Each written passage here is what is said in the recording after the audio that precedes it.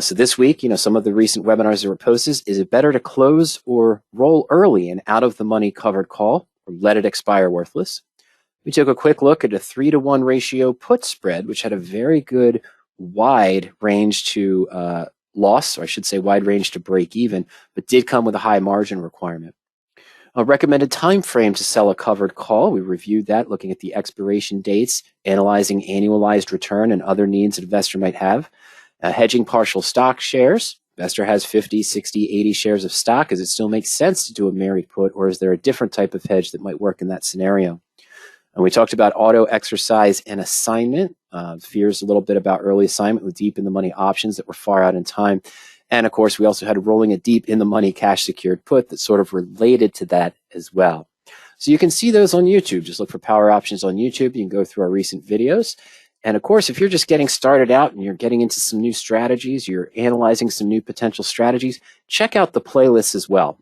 There's about 9 or 10 different strategies where we have about 8 to 10 different videos on, designed to introduce the strategy, criteria discussion, tools to help you make use of those strategies more efficient, comparisons to different strategies, managing a winning trade in that strategy, and of course, managing losing trades as well. So you want to check those out if you're starting to get into a new strategy, a calendar spread, or you're shifting from credit spreads to debit spreads, or even simply covered calls or out of the money cash secured puts as well. All right, all that being said, we're going to navigate over to the Power Options suite of tools here.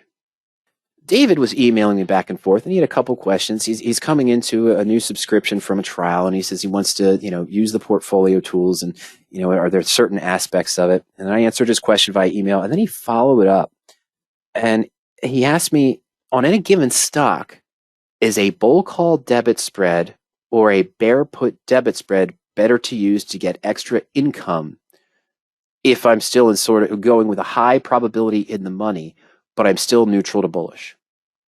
Okay, what is he referring to? He's saying, okay, he's neutral to slightly bullish, but knows there could be a bear effect.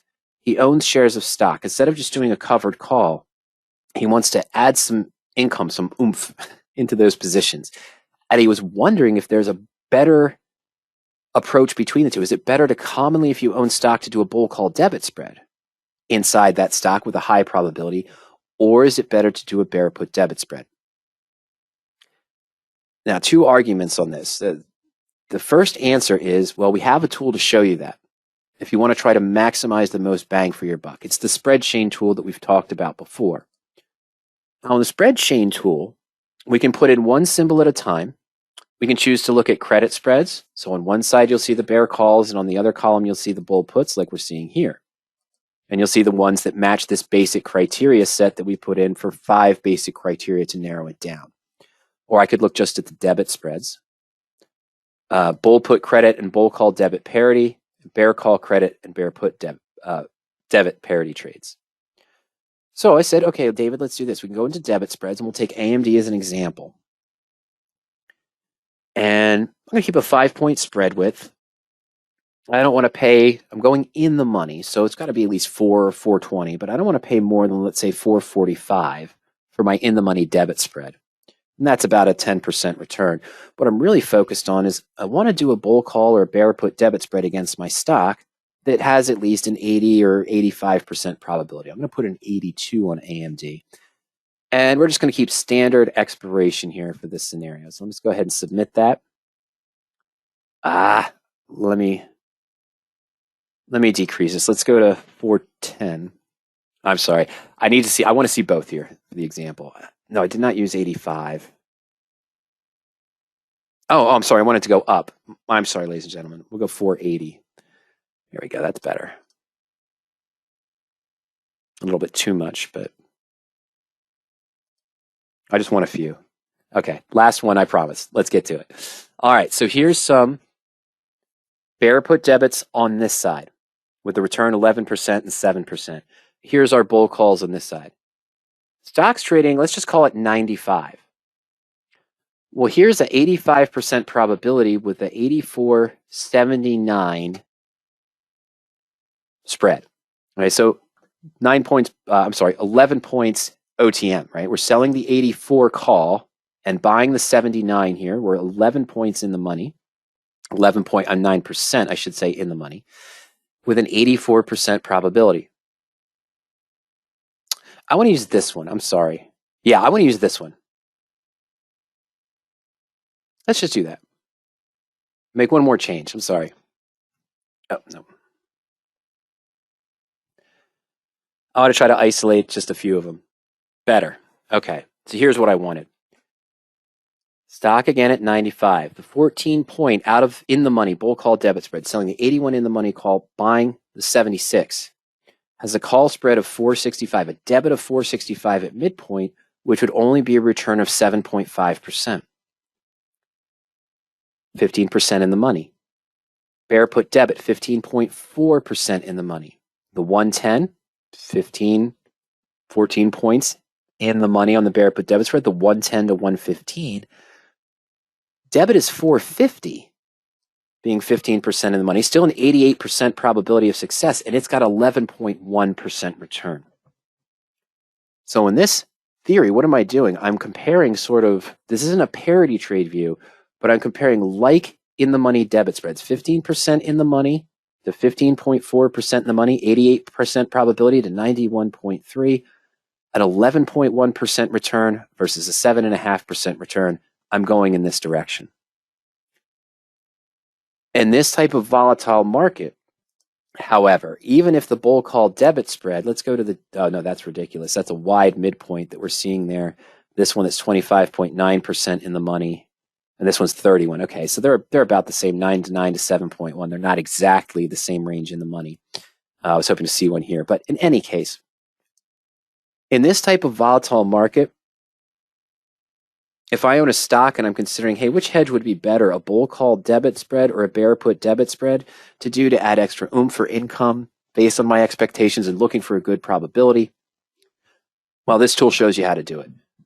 But I am more tempted. Let's say that we own shares of AMD. Let me go to another window real quick. I'm going to go back to that custom spread. Sorry, folks. There we go. This was from our AIG discussion a little bit earlier there. Let's clear that out. And I want AMD. And let's go ahead and add the stock in just 100 shares. And we were looking at the May 20 series. And I'm sorry, my midpoint spread chain here on the 15% in the money was the 81 and the 76. Great. Okay, so deep in the money bull call debit spread, 81, 76. We saw the debit there of around 465. So we're selling the 81, like a deep in the money covered call. We're buying the 76. Okay, so it gives us this little bump here where the stock increases to move up, we're getting that extra 35 or 45 cents of profit, right? For the debit here, which we saw was about 465. So we'd get 35 cents. Yes, I know it's tempting in this case just to say, why don't you just sell a slightly out of the money call for $1? That's a possibility too. I'm just answering the question that came in from David and want to offer some clarification. What's risky about this?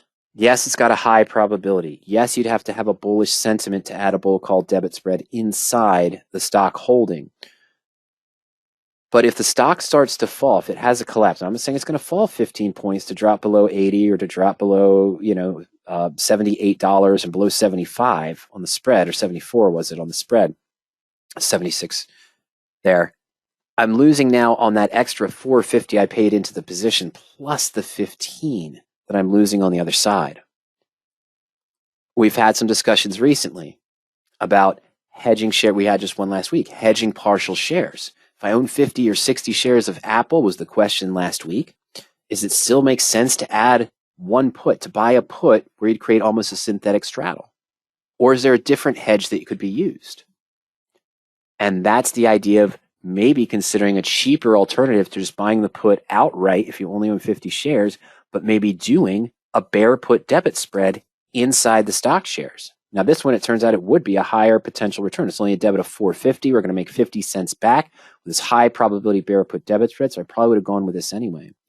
But what does it look like? This is the 110, 115 bear put debit spread, deep in the money, because we wanted that higher probability was the question that came in. selling the 110, buying the 115, paying an extra $4.50 for the position. What that does, though, is it gives us a little bit of premium, but it acts like a minor hedge on the position. Because as long as it's anywhere below 110, we get an extra 50 cents to lower the break even down to 94.84. Yes, the bull call debit would have lowered it as well, but the risk is there if it falls, we're losing on two positions. In this case, if the stock moves up, and I know it would have had to move down 15, 14 points to 81 or down below 76 to even realize the full loss. But here in the Bear Put Debit spread position against the long stock, it acts as a subtle hedge. And again, if the stock even goes up to 105 or 110, we're still okay and have gained that extra 50 cents.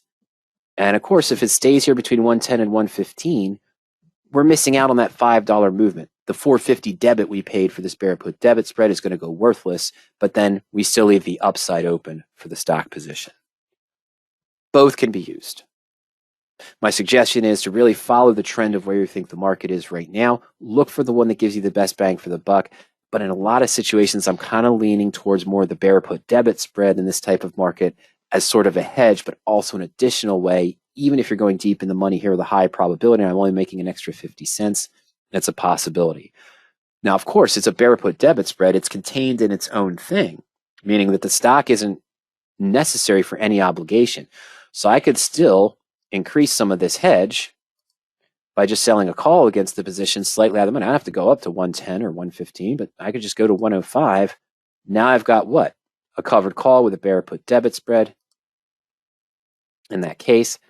And that gives us sort of this style profit and loss chart. We get that still little plateau there between the assignment of the covered call and the strike price of the Bear Put Debit spread.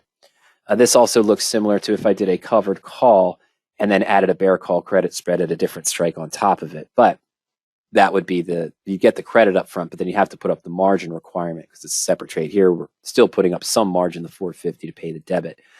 But we get the break even down to 93.56. David might have been planning that, doing the covered call and considering adding a bull call debit or Bear Put Debit.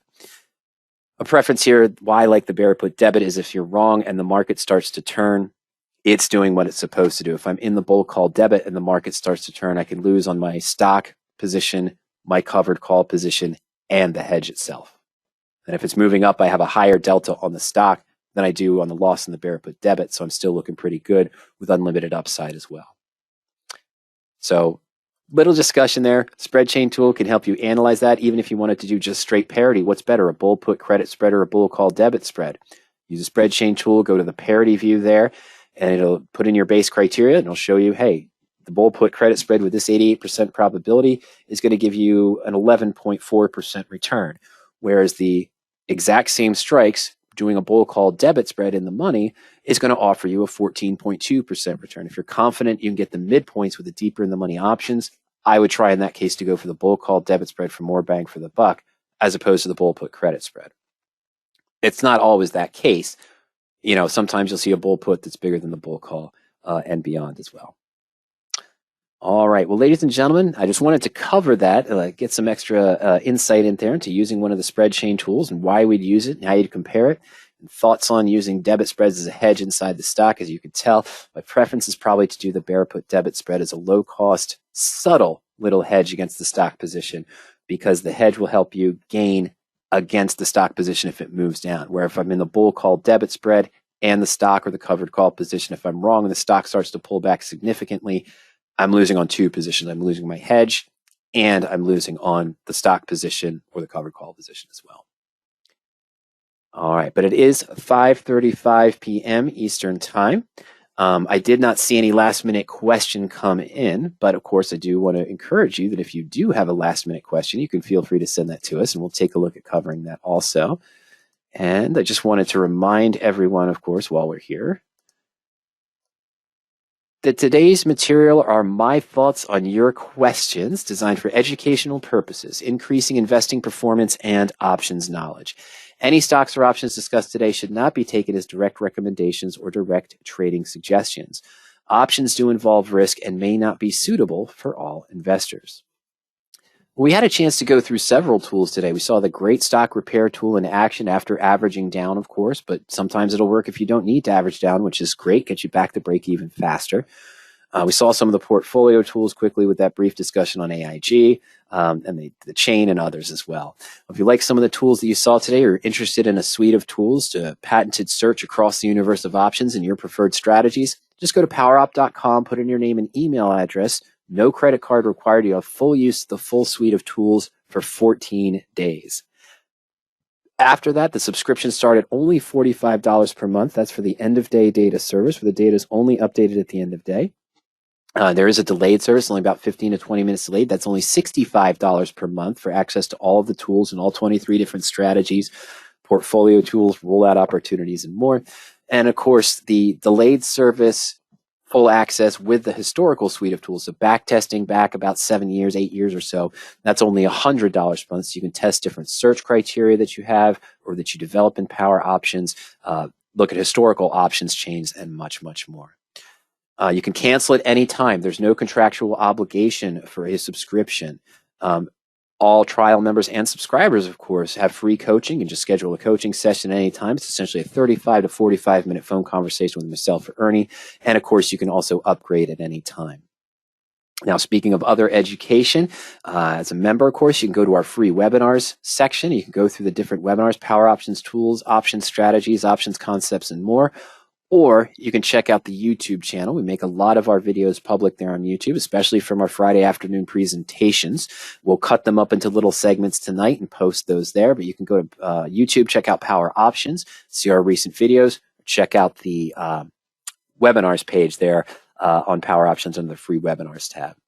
And if you do think of any other questions at any time, remember you can send me an email to support@powerop.com or to support@radioactivetrading.com. You can call us during market hours at 302-992-7971. Also, remember, trial members and subscribers, you can schedule a coaching session at any time